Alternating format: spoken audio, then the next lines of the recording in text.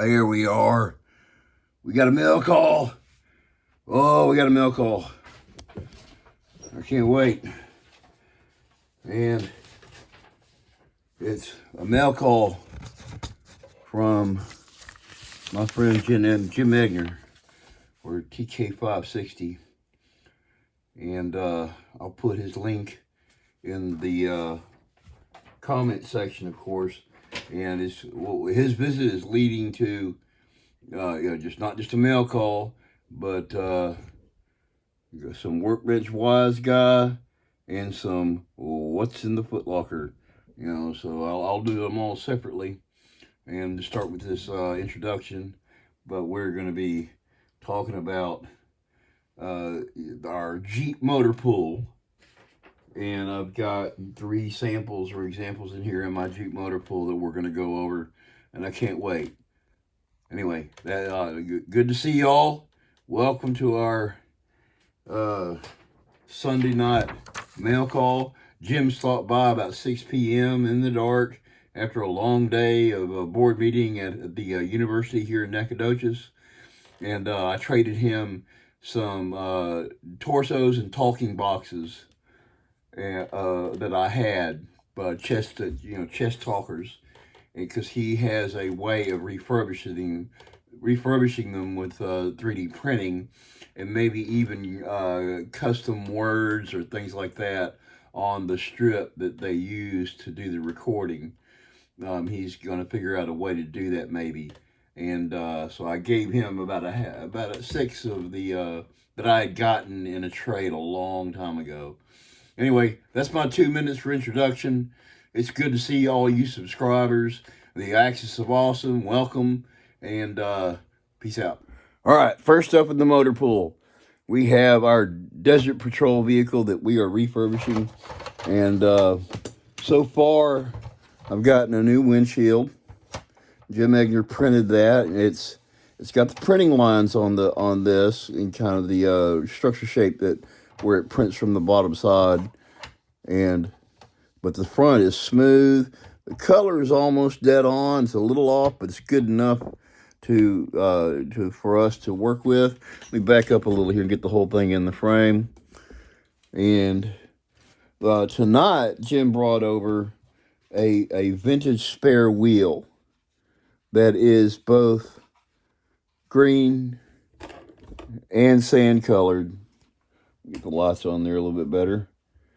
Black on the back, but sand on the front, and it's going to fit on the tailgate that I was able to repair.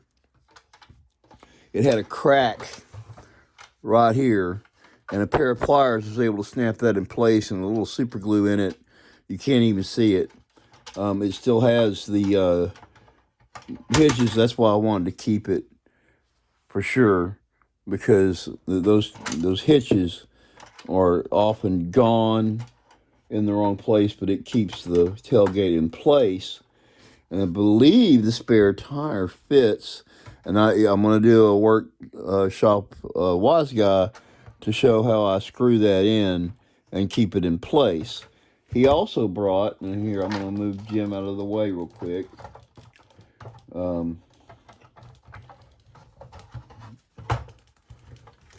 Say hi to everybody, Jim. And it's winter, so he's in his snowtrooper uniform. I will be replacing him with a stormtrooper or sand trooper pretty quick here. I found him. Bandai out of Japan has been making model kits. But you notice what's missing, and it's a steering wheel that Jim has printed up for me. And I believe this is just a matter of snapping it in, I hope. But yeah, it sure is. There we go. We've added the steering wheel back in. I think that's at the right angle so that when Jim gets back in and sits,